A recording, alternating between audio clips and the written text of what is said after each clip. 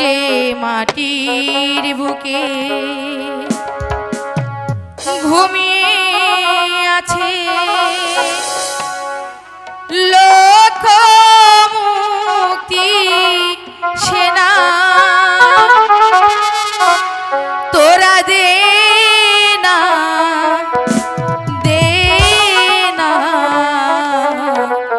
সে মাটি আমার অঙ্গে মাখিয়ে দেনা। যে মাটির বুকে ঘুমিয়ে আছে লোক মুক্তি সেনা, তোরা দে না সে মাটি আমার অঙ্গে মাখিয়ে দেনা। তোরা দে না সে মাটি আমার অঙ্গে মাখিয়ে দেনা।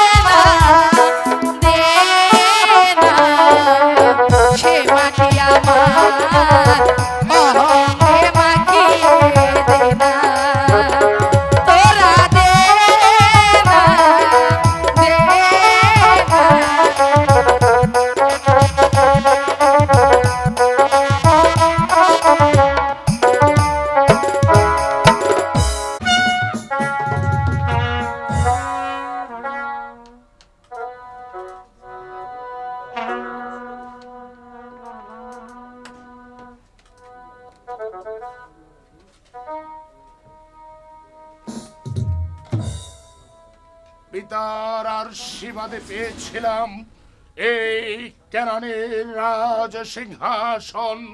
হয়েছি কেনানের ভাগ্য বিধাতাও বাদশাহ আব্দুল্লাহ ইবনে আজেজ। হে পিতা, তোমার আশীর্বাদে আমি যে সিংহাসন পেয়েছিলাম, আমি আমার জীবনের সর্বোচ্চ দিয়ে তোমার সেই চাওয়া পাওয়াকে পূরণ করার চেষ্টা করেছি। আমি আমার সর্বোচ্চ দিয়ে এই কেরানের সাধারণ প্রজা সাধারণদেরকে নিয়ে সুখে থাকার চেষ্টা করেছি। যেখানে খাদ্যের অভাব হয়েছে সেখানে খাদ্য দিয়েছে, যেখানে বস্ত্রের অভাব হয়েছে সেখানে বস্ত্র দিয়েছে, যেখানে যা কিছুর অভাব হয়েছে আমি বাদশাহ আব্দুল্লাহ ইবনে আজেজ সেটা পূরণ করার চেষ্টা করেছি। হে পিতা, তুমি আমাকে আশীর্বাদ করো, আমি যেন এমনি ভাবে সারাটা জীবন এই কেনানের সকল প্রজা সাধারণদেরকে নিয়ে সুখে শান্তিতে আমার রাজ্য পরিচালনা করতে পারি। এদিকে ওজির সাহেবের কাছে শুনতে পেলাম রাজ কোষাগার একেবারে খালি হয়ে যাচ্ছে। এই মুহূর্তে আমি যে কি করব ভেবে স্থির করতে পারছি না। গোল মাহমুদ, যাব না। এই কেরানের সকল প্রজা সাধারণকে ঠিক মতো রাজ কর প্রদান করছে। যাব না বলছিলাম কি, এটা তো আমি বলতে পারবো না। কে বলতে পারবে? ভাইজান বলতে পারবে। ঠিক আছে, পাঠিয়ে দাও সেনাপতি জিহাদকে। জিহাদ, এই কেনানের সকল প্রজা সাধারণকে ঠিকঠাক মতো রাজ কর প্রদান করছে না কাকাজান, এখনো উজানগের প্রজা সাধারণ আমাদের রাজকোষ ভান্ডারে রাজকর জমা দেয়নি। এ কি বলছো জিহাদ? আর কাল বিলম্ব না করে তুমি এক্ষুনি চলে যাবে ওই উজান গায়ে গিয়ে তুমি প্রজা সাধারণের কাছে রাজ কর আদায় করে আমার রাজ ভান্ডারে জমা করে দিবে। ঠিক আছে কাকাজান, আমি তো আপনার আদেশের অপেক্ষায় ছিলাম। এখন যখন আপনি আমাকে আদেশ দিচ্ছেন কাকাজান, আমি এই মুহূর্তে ছুটে যাচ্ছি উজানগাঁয়ে প্রজা মহলে, উজানগাঁয়ে প্রজা সাধারণ কাছ থেকে খাদ্য আদায় করে আপনার রাজকোষ। দাঁড়াও জিহাদ, কাকাজান, তুমি জানো জিহাদ, এই কেরানের প্রজা সাধারণ তথা উজান গায়ের প্রত্যেকটি প্রজা সাধারণকে আমি আমার নিজ সন্তানের মতো জানি। তাই তো তুমি ঠিকই উজান গায়ে যাবে রাজ কর আদায় করতে। তবে একটি কথা মনে রেখো জিহাদ, যে সমস্ত প্রজা সাধারণ কর দিতে সামর্থ্য হবে, কর দিতে যাদের বিন্দু পরিমাণে সমস্যা হবে না, তুমি তাদের কাছে রাজ কর আদায় করবে। আর যারা কর দিতে অক্ষমতা প্রকাশ করবে, তুমি এই কেরানের ভাগ্য বিধাতা বাদশাহ আব্দুল্লাহ ইবনে আজেজের আদেশে তাদের রাজ কর মওকুফ করে দিবে। ঠিক আছে কাকাজান, আপনার আদেশ ক্রমে আমি উজানগাঁয়ে যাব। যে প্রজাদের রাজকর দেওয়া সম্ভব হবে তাদের কাছে রাজকর আদায় করে রাজকোষ ভান্ডারে জমা রাখবো। আর যে প্রজা সাধারণ অসমর্থ দেখা দেবে আমি তাদের আপনার আদেশ। বলুন কাকাজান। আর একটা কথা আমি তোমাকে স্মরণ করিয়ে দিচ্ছি জিহাদ, তুমি জানো এই কেরান রাজ্যের সকল নারীদেরকে আমি বাদশাহ আব্দুল্লাহ ইবনে আজেজ মায়ের দৃষ্টিতে দেখে। তাই তো তুমি আমার ভ্রাতৃ সুপুত্র এই কেরান রাজ্যের প্রধান সেনাপতি। একটি কথা মনে রাখবে, এই উজান গায়ের যত নারীরা রয়েছে তাদের সকলকে তুমিও যেন মায়ের চোখে দেখো। কাকাজান, যাবার পূর্বে আমি আপনার পা ছুঁয়ে কসম খেয়ে যাচ্ছি কাকাজান, নারী জাত হচ্ছে মায়ের জাত। তাই তো সে মায়ের জাতকে মায়ের চোখে সম্মান দেব। যদি কোনো নারী জাতকে অসম্মান করে তাহলে আমার মূল্যবান মাথা টুকু। তোমার উপর আমার পূর্ণ আস্থা রয়েছে জিহাদ, তাই তো আমি সস্নেহে তোমাকে বানিয়েছি এই কেনান রাজ্যের প্রধান সেনাপতি। কাকাজান, আমি বলছিলাম কি, বলো জিহাদ। উজানগাঁয়ে যাওয়ার সময় গুল মাহমুদকে সঙ্গে করে নিয়ে যায় কাকাজান। বেশ, তো তুমি যদি গুল মাহমুদকে সঙ্গে করে নিয়ে যেতে চাও তাহলে অবশ্যই নিয়ে যাও। এসো গুল মাহমুদ, আসি কাকাজান।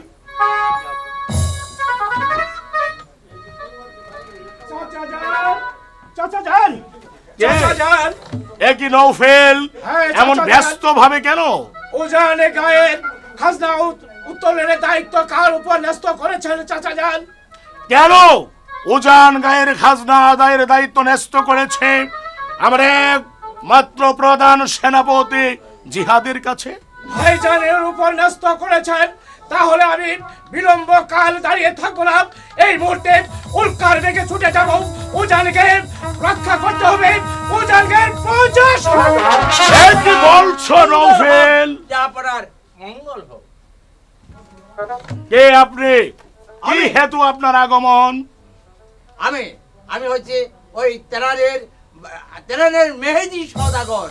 আমি আসছিলাম আপনাদের এই রাজ্যে ব্যবসা বাণিজ্য করতে।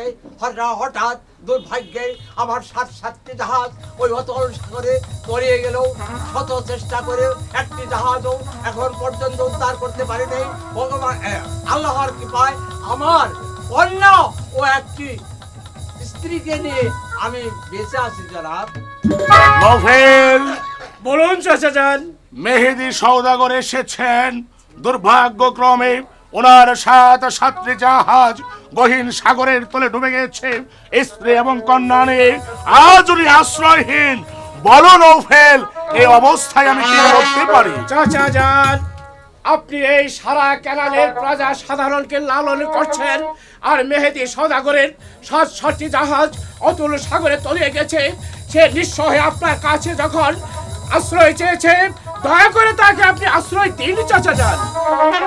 তুমি বেশ বলেছ নৌফেল। এই কানানের ভাগ্য বিধাতা বাদশাহ আব্দুল্লাহ ইবনে আজিজের দরবারে এসে আজ পর্যন্ত কোনো সাধারণ জনগণ শূন্য হাতে ফিরে যায়নি। তাই তো মেহেদি সওদাগর যাবে না। শুনেন সওদাগর সাহেব, আপনার বিচলিত হবার কোনো কারণ নেই। ওই সাগর তীরে যে তুরাগ পাহাড়টি রয়েছে, সেই পাহাড়টি আমি আপনাকে দান করলাম। আপনি সেখানে বাড়িঘর নির্মাণ করে আপনার স্ত্রী কন্যা নিয়ে বসবাস করবেন এবং ওই অঞ্চলে ব্যবসা বাণিজ্য করে আপনি আপনার জীবিকা নির্বাহ আপনার করবেন। কথা শুনে সন্তুষ্ট হলাম যে আপনার সন্তুষ্ট হলাম। এই ঋণ আমি আপনার কোনোদিন শোধ করতে পারবো না। চিরদিন আমার মনে থাকবে যে আপনার। নৌফেল, চাচাজান, তুমি যেন জিহাদ সম্পর্কে কি বলতেছিলে? চাচাজান, আপনি হয়তো ভাইজানের চরিত্র সম্বন্ধে জানেন না। ভাইজান উজান গাটাকে জ্বালিয়ে পুড়িয়ে ছারখার করে দেবে। ভাইজানের অত্যাচারে উজান গায়ের মা বোনেরা অলাপ বেরোতে পারবে না চাচাজান। তাই আপনার কাছে আমার অনুরোধে চাচাজান, ভাইজানকে অনুসরণ করার দায়িত্বটুকু আমার উপর ন্যস্ত করুন। বেশ নৌফেল, তোমার কথা যদি সত্য হয়, জিহাদ যদি উজান গায়ের প্রজা সাধারণের উপর অন্যায় অত্যাচার করে নারীদের ইজ্জত নিয়ে যদি ছিনিমিনি খেলে, তাহলে আমি তোমাকে আদেশ করছি, তুমি এই মুহূর্তে উল্কার বেগে ছুটে যাও, জিহাদকে অনুসরণ করো এবং তার সকল খবরাখবর তুমি আমাকে জানাবে। ঠিক আছে চাচাজান, আপনার আদেশ পেয়ে আমি উল্কার বেগে ছুটে যাব। যেখানে ভাইজান ত্রাসের সৃষ্টি করবেন সেখানে বাধা হয়ে দাঁড়াবো। আপনি আমাকে আশীর্বাদ করুন চাচাজান। আসুন চাচাজান, আপনি খুবই ক্লান্ত। ঠিক আছে নৌফেল, আমিও তাই মনে করছি।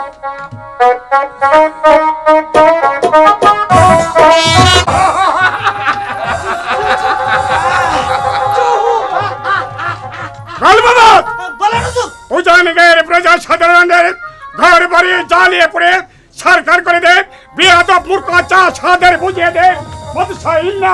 দরবারে রাজকরণাদির অপরাধের শাস্তি কত ভয়ঙ্কর। দে, জ্বালিয়ে দে, পুড়িয়ে দে।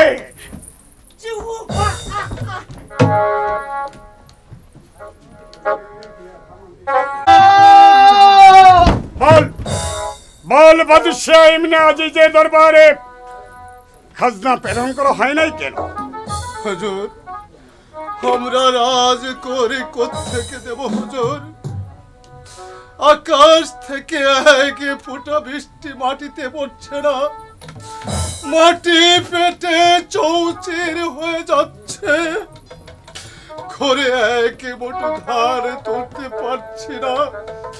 এর মাঝে নিজেরাই কোন রকম আদা পেটে খেয়ে বেঁচে আছি, রাজ করে দিতে পারছি না। ঘরে ফসল কেটে তুললে বকিয়া রাজ কর সহ আদায় করে দেবো হুজুর। চুপ করবি আদব! আমি জানতে চাই আমাদের রাজ কর দেবে কিনা।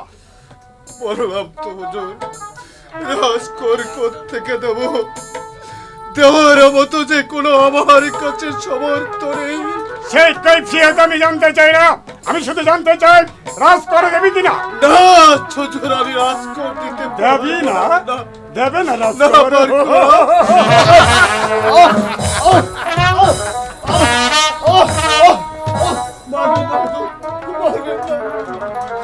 আর আপনার চাবুকের ঘা আমি সহ্য করতে পারছি না হুজুর। তাহলে আমাদের রাজ কর দিয়ে দে। ও খোদা, এখন আমি কি করব? এই কি আপনাদের নিয়ম নীতি? ধনী সমাজের রাজ প্রাসাদে রাজ মুখ খাবে, আর গরিব না খেয়ে তিলে তিলে শুকিয়ে মরবে, তবু চাবুকের পর চাবুক। চুপ করবে তুমি।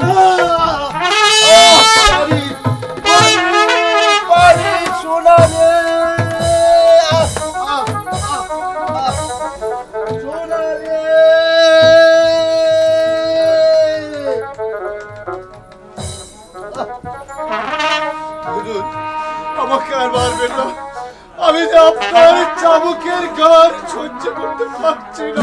সহ্য করতে পারছিস না?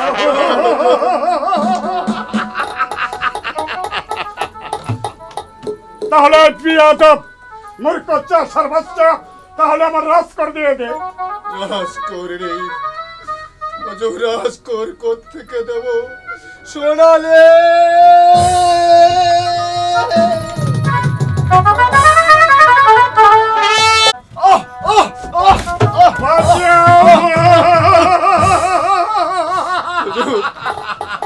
আমি যে আর আপনার চাবুকের গা সইতে পারছি না। সইতে পারছিস না?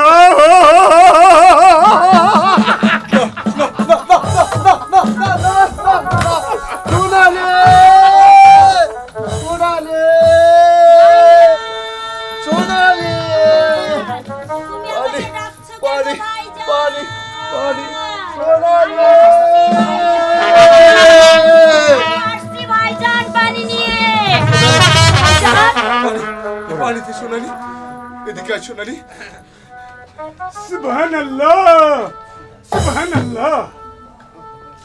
জীবন भर बहुत सूरत औरत हम দেখেছি, কিন্তু তোমার মতো ऐसा खूब सूरत सुंदरी जिन्ना हम कभी नहीं दिखेगा। ভাইজান, সোনালি সোনালি ভাইজান। সোনালি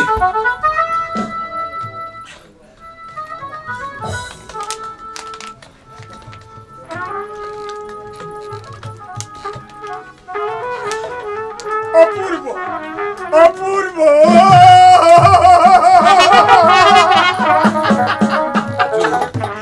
ऐसा खूबसूरत সুন্দরী জানানা একটা পাড়া গায়ে থাকতে পারে আমি কখনো ভাবতেও পারিনি। এই এই ফরিয়াদি, বলেন হুজুর। তোমার রাজকর আমি মওকুফ করে দেব। সত্যি হ্যাঁ সত্যি বলছেন হুজুর? হ্যাঁ হ্যাঁ, আমার রাজকুল মওকুফ করে দিবেন? মওকুফ করে দেব। ঠিক আছে হুজুর, রাজকুল মওকুফ করে দেন সত্যি। খুবই ভালো হবে হুজুর। তবে একটি শর্ত। কি সেই শর্ত হুজুর? শর্তটি হলো সামান্য শর্ত।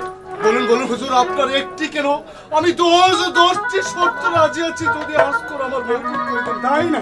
হ্যাঁ হুজুর, রাখবে তো? রাখবো হুজুর, সামান্য দাবিটুকু রাখবে তো? রাখবো হুজুর, রাখবো।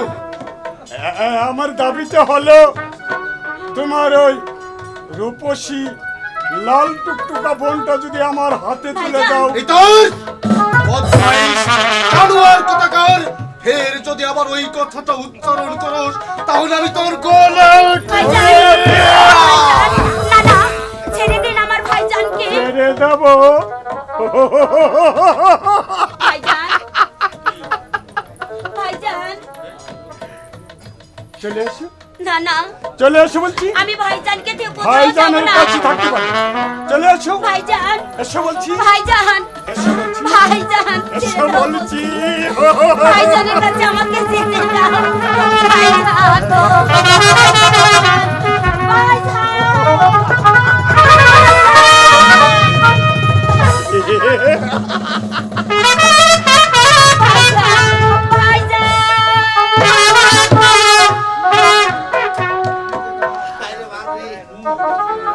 সোনালি সোনালি সোনালি দেখি আমার একমাত্র ভগ্নী সোনালিকে তো আমি দেখতে পাচ্ছি না। নিশ্চয়ই সোনালিকে ধরে নিয়ে গেছে। খোদা, এই গরিবের কপালে আর কত দুঃখ তুমি দেবে। তোমার এত দুঃখ দিয়ে ওকে সাদ মেটেনি।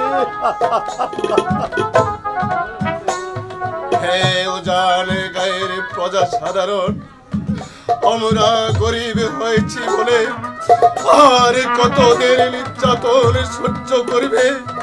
তোমরা এমনি করে যদি মুখ বন্ধ করে থাকো, আজ আমার ভগ্নীকে ধরে নিয়ে গেছে, কাল তোমাদের ভগ্নীকে ধরে নিয়ে যাবে।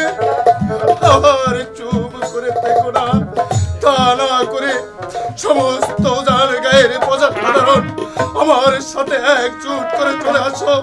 আমরা চলে যাবো কিরানের ভাগ্য বিধাতা বাদশা ইবনে আজিজের কাছে। তিনি যদি আমার ভগ্নীকে ধরে না সূক্ষ্ম বিচার করে তাহলে ভালো, আর যদি সূক্ষ্ম বিচার না করে আমরা এর প্রতিকার করব। সোনালি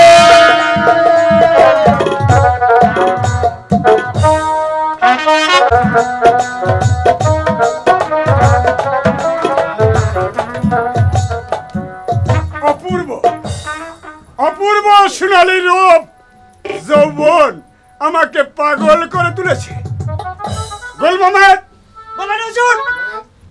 সোনালীকে দরবারে নিস। এই তো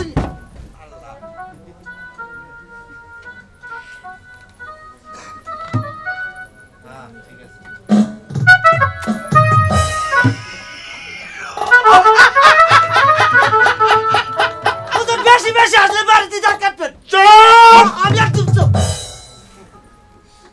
এই তুমি নাচতে জানো? না গাইতে জানো? আমি গাইতেও জানি না। নাচতেও জানো না, গাইতেও জানে না। আমি বলবো তুমি নাচবে, গাইবে, আমি দেখবো আর প্রাণ খুলে হাসবো। আমাকে ছেড়ে দাও, আমি আমার ভাইজানের কাছে যাব। ভাইজানের কাছে যাবে? যাবে যাবে যাবে, অলবদ যাবে।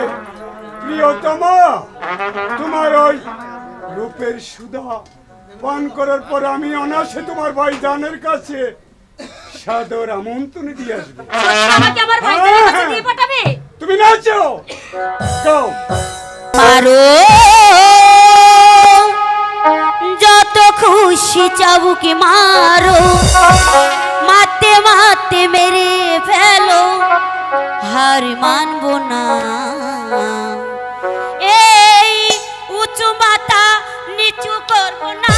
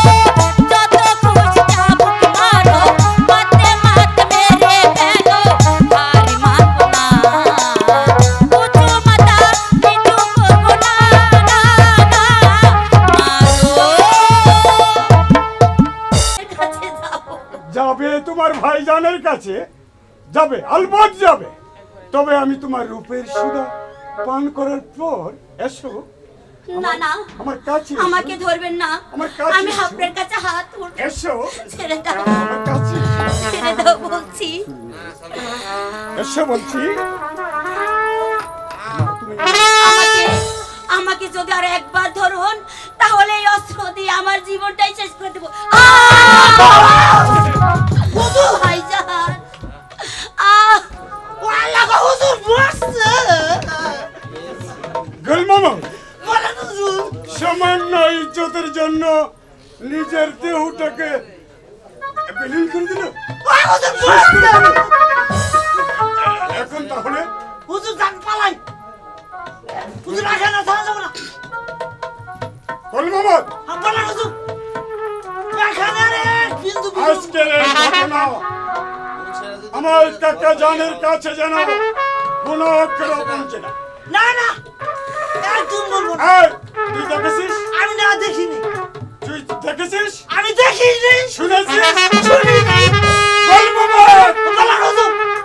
যদি দেখে থাকিস আর শুনে থাকিস তাহলে ওই রূপসী নারীর মতো তোকেও আমি এই দুনিয়ার বুক থেকে সরিয়ে দেব। না না হুজুর আমি দেখিনি, সত্যি বলছি। তাহলে এসে আমার সঙ্গে। চলেন হুজুর। গোলমামা হুজুর কেউ দেখে নাই, পালান পালান।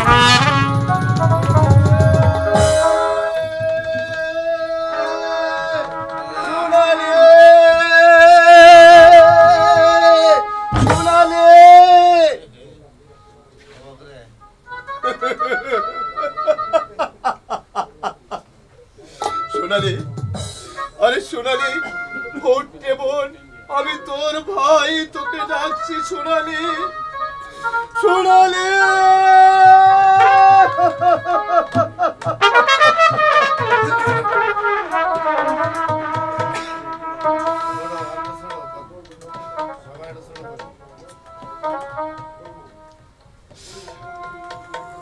এই বাজার গায়ের প্রজা সাধারণ আপনারা দেখেছেন, আপনারা দেখেছেন যে বোনটি আমাকে এক মুঠো ভাত ফুটিয়ে আমার কাছে ভাইয়া বলে রেখে এক মুঠো ভাত আমার মুখে তুলে নিয়েছে।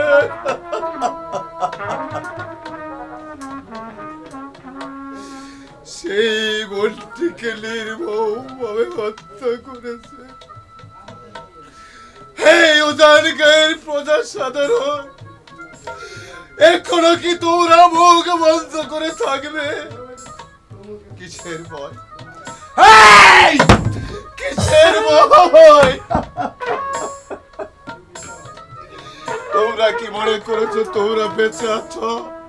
না, তোমরা বেঁচে নেই, তোমরা জিন্দা লাশ হয়ে আছো।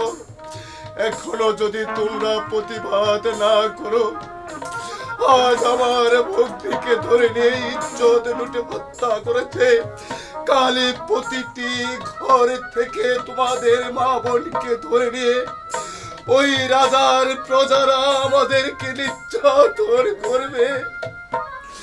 আর মুখ বন্ধ করে থেকো না, তোমরা আমার সঙ্গে আমার সাথে তাল মিলিয়ে আমার সাথে আসো।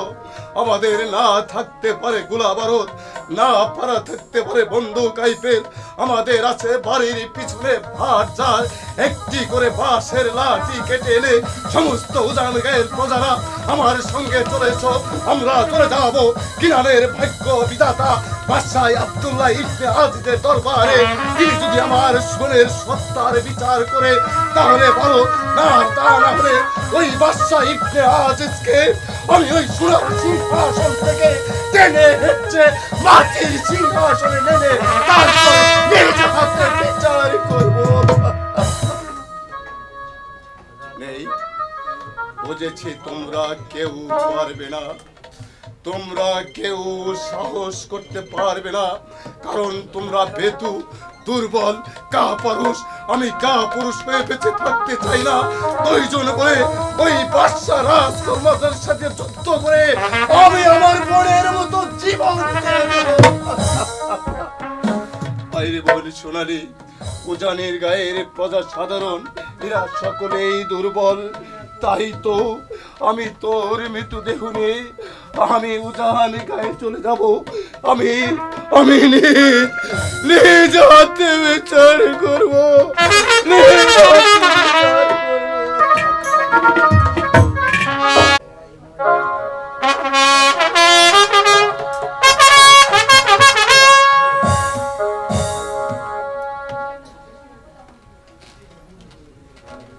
সেনাপতি জিহাদকে পাঠিয়েছি উজান গায়ে রাজ কর আদায় করতে। এখনো সেনাপতি জিহাদ ফিরে আসছে না। তবে কি জিহাদ? আমি এসেছি কাকাজান রুজান গায়ের প্রজা মহল থেকে রাজ কর আদায় করে আমি যে রাজকোষ ভান্ডারে জমা রেখেছি। আমি তোমাকে যে কথাগুলো বলেছিলাম জিহাদ, তুমি কি তা পালন করেছিলে? কাকাজান, আপনার আদেশ ক্রমে যে প্রজাদের অসমর্থন দেখা দিয়েছে তাদের রাজকোষ আমি মওকুফ করে দিয়েছি কাকাজান। অতি উত্তম জিহাদ। এই জন্যই তো তুমি আমার রাজ্যের প্রধান সেনাপতি।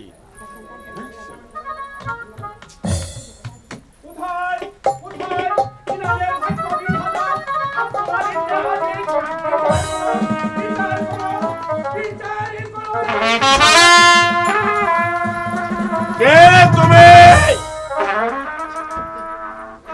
কেনানের ভাগ্য বিধাতা বাদশা আব্দুল্লাহ ইবনে আজিজের নাম ধরে ডাকছো?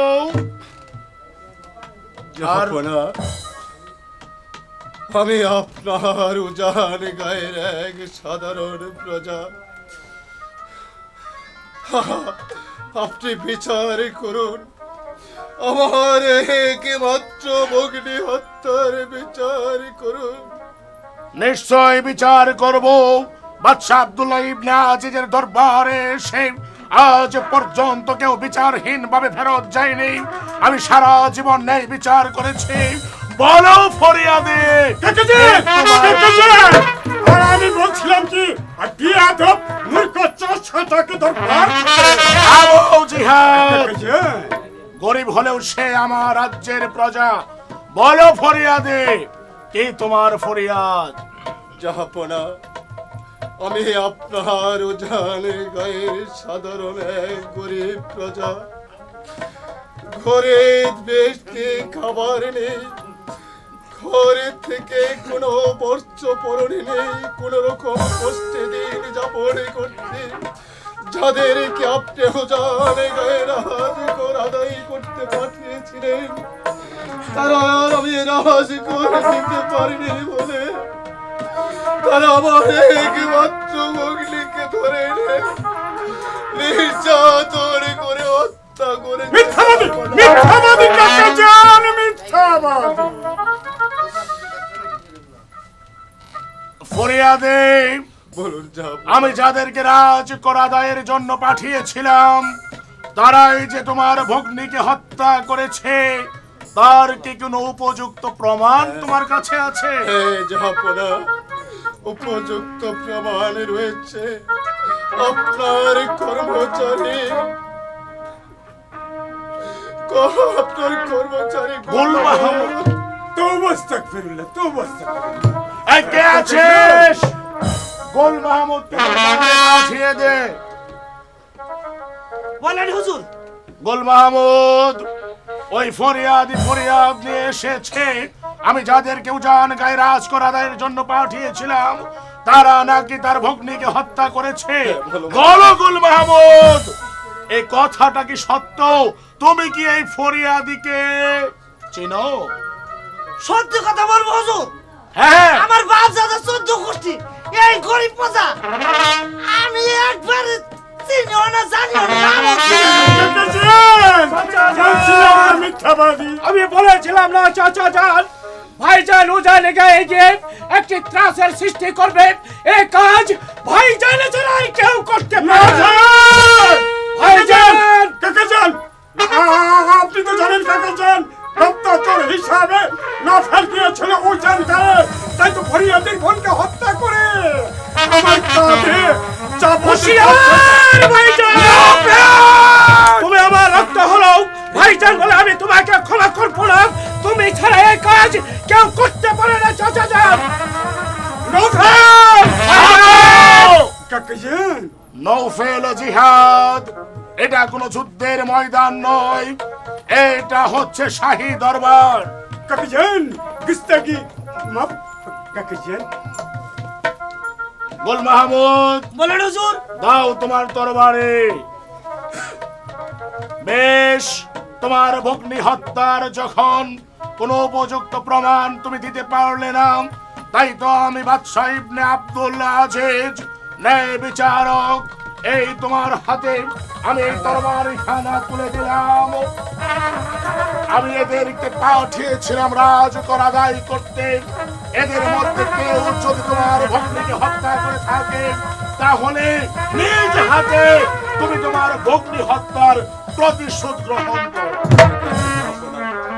আমি তাই করছি। ফরিয়াদি, তোমার বোনকে কেউ হত্যা করেনি। ফরিয়াদি, আমি হত্যা করেছি। তুমি আমাকে হত্যা করে তোমার ওই ওজান গায়ে প্রজা সাধারণকে জানিয়ে দাও যে বাদশাহ ইবনে আজিজ ন্যায় বিচারক বিচার আমার হাতে তুলে দিয়েছিল। তুমি আমাকে হত্যা করো।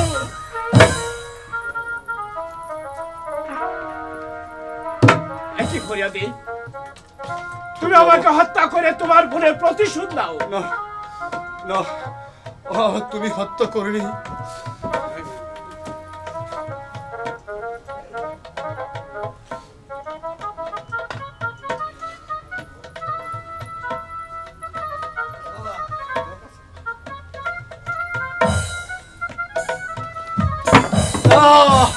না হুজুর, আমি বিচার করতে পারলাম না হুজুর।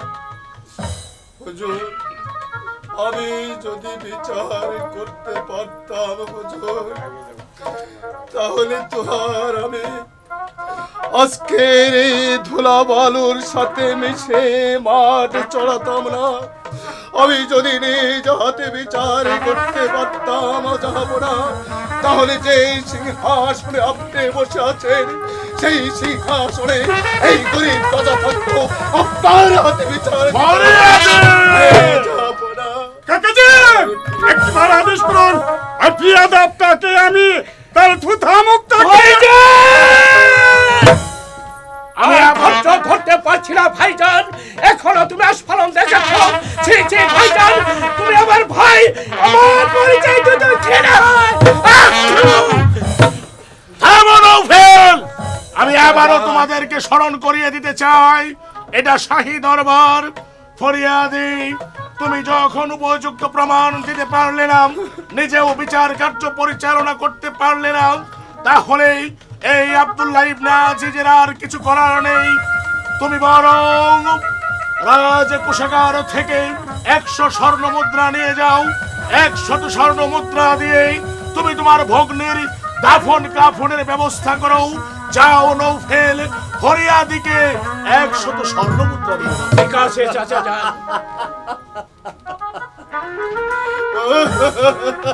চলো ফরিয়াদি। যাব না। 100 স্বর্ণ মুদ্রা কেন, 100 কোটি স্বর্ণ মুদ্রা দিও কি আমার ওই টুকটুকে বন্ধুকে আমার মুখে একটিবার ভাইজান ডাক শোনাতে পারবেন? যাব না কেন? আপনার সমস্ত রাজ্যের স্বর্ণ মুদ্রা যদি এক হাতে তুলে আমার মুখে দেন, তাহলে পারবেন কি আমার ওই পরে থাকা বোনটিকে আমার জাহাপনা?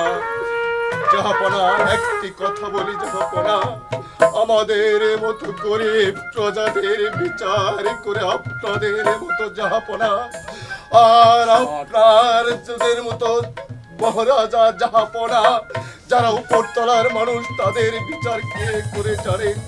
কে করে ফরিয়াদি? ওই যে উপরালা যে বসে আছে আপনার আমার সৃষ্টিকর্তা, তাই তো আমি আজ আমার বন্দি হত্যার বিচার আমি তার হাতে তুলে দিয়ে গেলাম। আজ যেমন করে আমার একমাত্র ভগ্নির মৃতদেহ কাঁদেনি, আর্তনাদ করে কাঁদতে কাঁদতে আপনার দরবার থেকে তুলে যাচ্ছি, এমন একদিন আসবে আপনার শাহজাদা পুত্র কোয়েল একদিন নাইলে মজবুর হয়ে যাবে, মজবুর মতো দেশ দেশ অন্তরে ঘুরে বেড়াবে।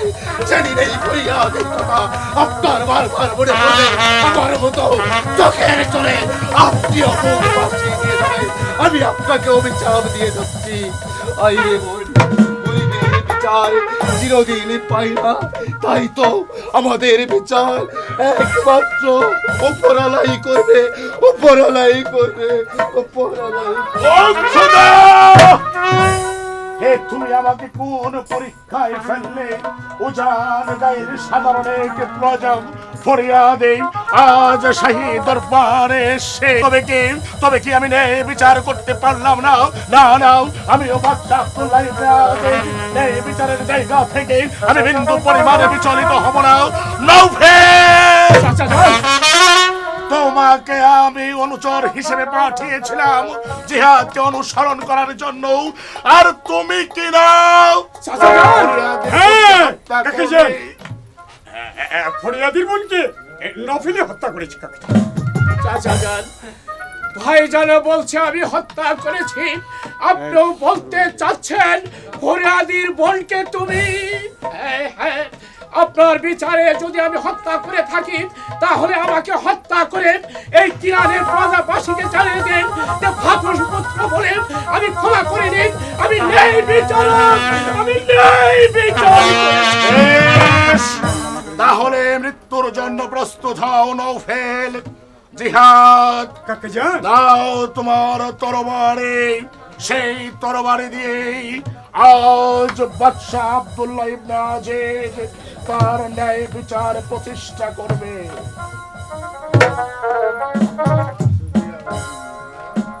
প্রস্তুত হও নওফেল। হ্যাঁ, আমি প্রস্তুত, হত্যা করুন আমাকে।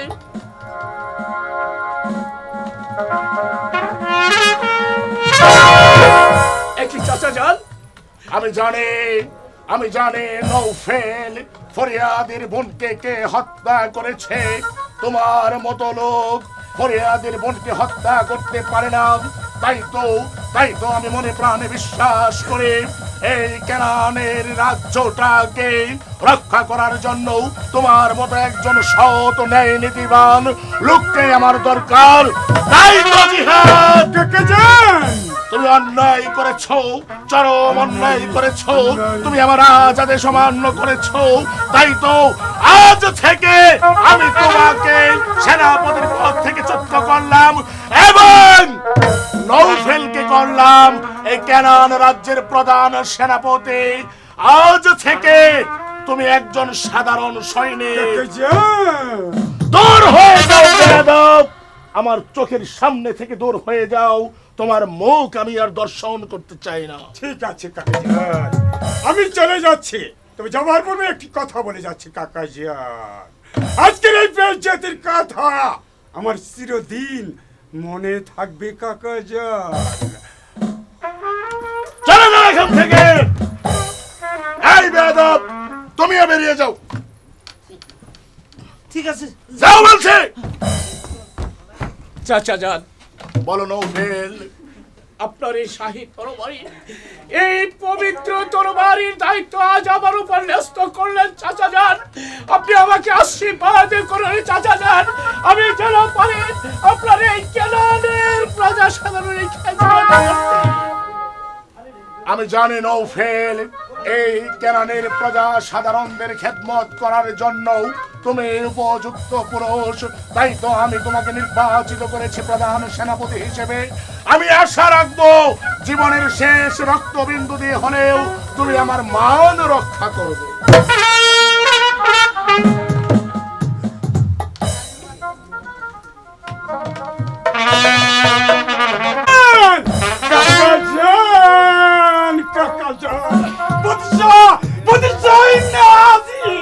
আব্দুল্লাহ, তুমি আমাকে সেনাপতির পদ থেকে চ্যুত করেছ, তাই না গো?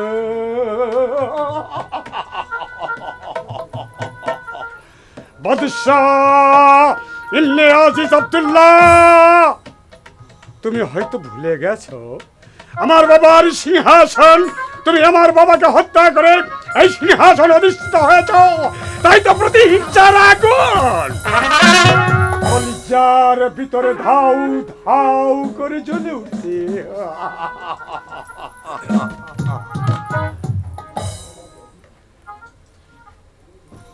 হুকুমর মসনদ,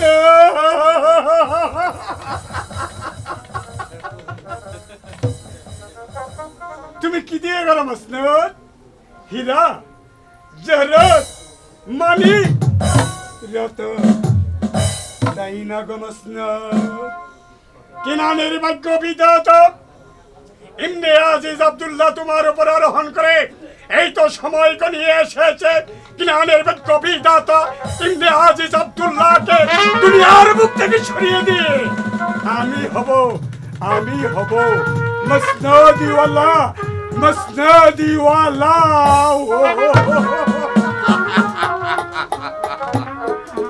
অপেক্ষা করো মসনদ, অপেক্ষা করো, এই জিহাদ শুল হয়ে ডুববে, ফাল হয়ে বাড়ি বেরিয়ে আসবে। আমি প্রতিশোধ নেব, চরম প্রতিশোধ নেব।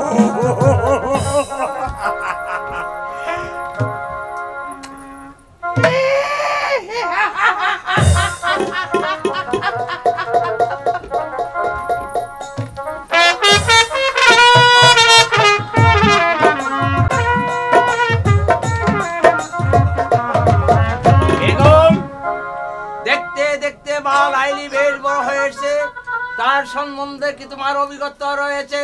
তাকে লেখাপড়ায় শিখে সুশিক্ষায় শিক্ষিত করে মানুষ রূপে গঠন করে তুলতে হবে, এদিক দিকে তোমার খেয়াল দিয়ে রয়েছে? জি জাহাপনা, খেয়াল তো আছে। আর আপনি উত্তম প্রস্তাব দিয়েছেন, আপনি মা লাইলিকে মক্তবে ভর্তি করার ব্যবস্থা করুন। ঠিক আছে, আমি আগামীকাল প্রত্যহ সেই বান্দাকে দিয়ে মা লাইলিকে ওই শাহী মক্তবে ভর্তি করে দিব, তাকে সুশিক্ষায় শিক্ষিত করে মানুষের রূপে মানুষ করে তুলবো। এই ক্যাচিস বান্দাকে পাঠিয়ে দে। আমাকে ডেকেছেন হুজুর? হ্যাঁ বান্দা, আগামীকাল প্রত্যুষে ওই শাহী মক্তবে মা লাইলিকে নিয়ে ভর্তি করে দিয়ে আসবে। আর শোনো, বলেন সর্বদাই তার পাশে থাকবে, মক্তব ছুটি না হওয়া পর্যন্ত তার পাশে থাকবে, এমনকি মক্তব ছুটি হলে তাকে নিয়ে বাড়িতে চলে আসবে। কথাটা যেন মনে থাকে। আপনার আদেশ, আমার জাম শেষ। আগামী কল্য থেকে মা লাইলিকে নিয়ে আমি মক্তবে যাব এবং মক্তবের পড়াশোনা শেষ হলে তাকে আমি সঙ্গে করে নিয়ে চলে আসবো। ঠিক আছে, চলো বেগম, লাইলিকে বক্তব্য যাওয়ার ব্যবস্থা করো। তাই চলুন জাহাপনা।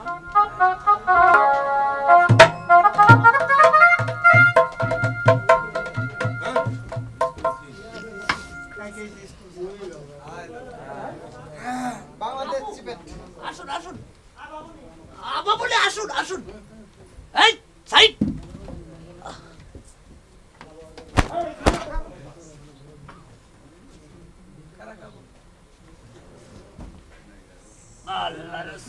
আসেন, বসুন বসুন।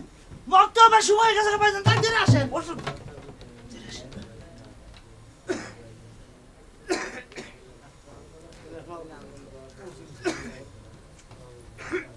ভাইজান বসেন বসেন।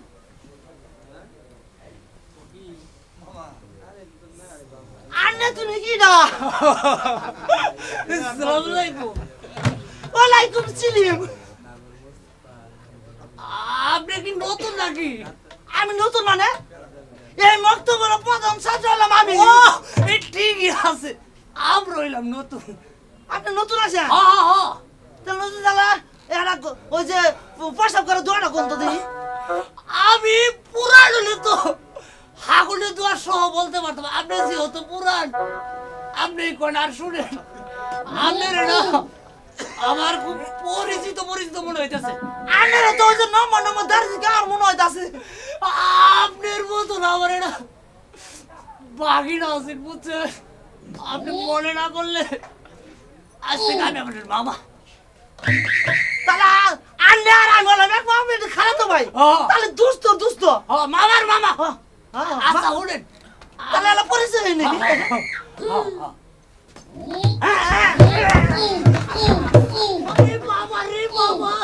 আমি আন্নের বাবা না তো, তুমি পাগি না না চাল বাজা ডাল বাজা কোথায় আসলে ইনি কেরা আর আপনি কই থাকেন? এটি হলো শাহজাদা কোয়েশ। ও শাহজাদা, আর আমি কারা? আমি বললাম আমার খাস চামচা গুল বাবু। বাবু আসলে ওই যে আপা আছে না সদাগরের বাড়ি, আমি মনে করি খাস চামচা। তাহলে হুজুর বুঝো আসবো না, আসবো না। এই শুনেন তাহলে বক্তব্য বক্তব্য আমি ওয়াজ করবো। করেন করেন। এই আগুনে তো শিখছেন দেখছেন মামা, তারা কিছুই পারে না, এদেরকে আগুনের দোয়া শিখাই দেন। গজাল ওমান না? না জানি এই না। গজাল শিখো। শিখেন নি? না। তাহলে শিখেন নি? আচ্ছা। সাহেবুল বুল সাহেবুল বুল সাহেবুল গুল সাহেবা নাইলে খেত পায়খানা করলো কোন শালি শালার। বাবা ঠিক আছে না? বাবা ওই দিন তাই হয়েছে বুঝছো, আমি বাড়ি গেতে আগে বের গেছি, এই শালির হুসকি করতেছে। তাই তাহলে ওয়াজ হয়েছে, ওয়াজ শুনছো না? ও আবার মারা আপনারা বাঙন চুলবা যাবেন, বোরকা কত দিয়ে যাবেন, বোরকা যদি কত দিন না যান তাহলে বন্ধ। কিছু উইলা ছাগল আছে তাহলে আপনার ঘরে ধরি খালি কব মা পড়া দেব। পড়া আর কি দিব? আলিফ আলিফ বা বা তা তা মামা কও। হুজুরে কান ধরি স্যার যেমন এদের কথা শুনে একটা কথা আমার মনে হয়ে গেল মামু, আকিলে কালানের সাসি ফুরা যখন রাস্তা দিয়ে হাঁটতো ডিলা ডালা বোরকা পরে চলাফেরা করতো, আর এখনের যুগের মেয়েরা যখন চলাফেরা করে তাদের বোরকা নয় আমাদের। আসসালামু আলাইকুম। মশা মশা আসসালামু আলাইকুম। আসসালামু আলাইকুম সালাম। বসেন বসেন। এই তোর বেয়াদবি করছস কেন? না হুজুর আপনি আসেন লেগে দেখি ওয়াজ করতাছি আর এদেরকে আলি মাথা শিখাইতেছি। সবাই বসো। বস বসলাম। বস ওই বেয়াদব। হুজুর বইতাছি তো আপনি খালি আমারই মানে না।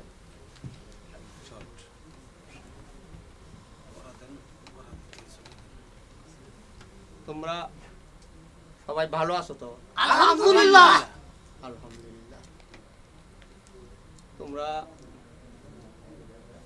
আজ মক্তবে পড়ো আলিফ আলিফ বা খা তা বাখা সা সা জিম তরকারি ভাঙা হা হাসতা। এই বেয়াদব। হুজুর কইছে আলি বা তা সা জিম জিম হা হা খা খা কয়টা অক্ষর বলা হয়েছে? 6টা 10টা। এই 10টা অক্ষর লিখে নিয়ে আসবা। আরবিতে লিখি না বাংলাতে? আজকে যায় মুখস্থ শিখবা, লিখিও নিয়ে আসবা। হুজুর আজকে অঙ্কেতে না, মক্তব ছুটি। হুজুর অঙ্কেতে না আরবিতে? এই বেয়াদব। আমি কথা বলি মামা বেয়াদব। হুজুর বললে সম্ভবত এই মাদ্রাসার দায়িত্ব আমি আর তুমি পাবো। আইরে কুতু কুতু রে। না কি গো? হ্যাঁ চলো ভাইজান চলেন। আইন আমা বলি আরবিতে লিখি আইন কালকে খাতা ভরে এলুম। আইন পুরি আলাবো। চলেন তো ভাইজান। এই দিছেন তো ভাইজান। সুবনা সে মাথায় পারে কই পড়লাম। ভাইজান আসেন তো।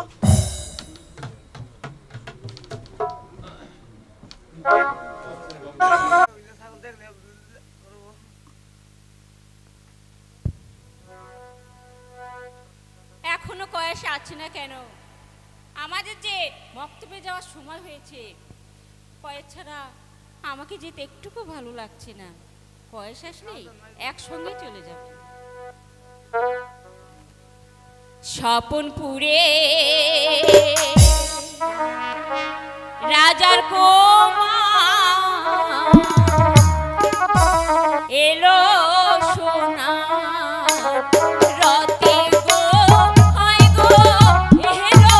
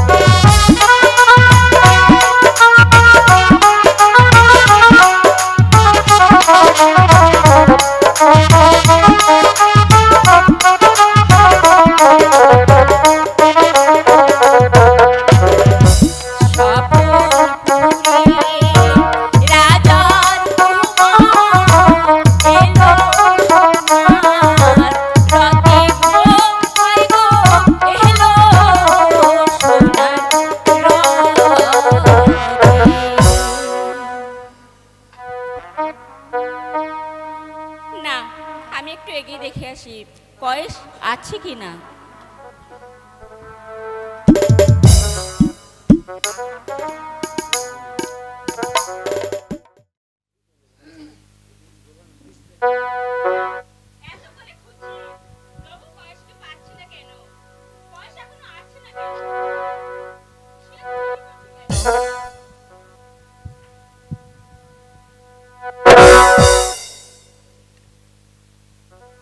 কে বলো তো আমি কে? তুমি হচ্ছে একটি চোর। আমি চোর? হ্যাঁ তুমি চোর। বলো তো আমি তোমার কি চুরি করেছি? তা বুঝে বলতে হবে, এটাও তুমি বুঝতে পারছো না তুমি আমার কি চুরি করেছো? লাইলি, কয়েস জানো লাইলি, প্রথম দেখাতেই আমি যে তোমাকে ভালোবেসে ফেলেছি। কয়েস হ্যাঁ লাইলি, আমরা দুটি বনের পাখি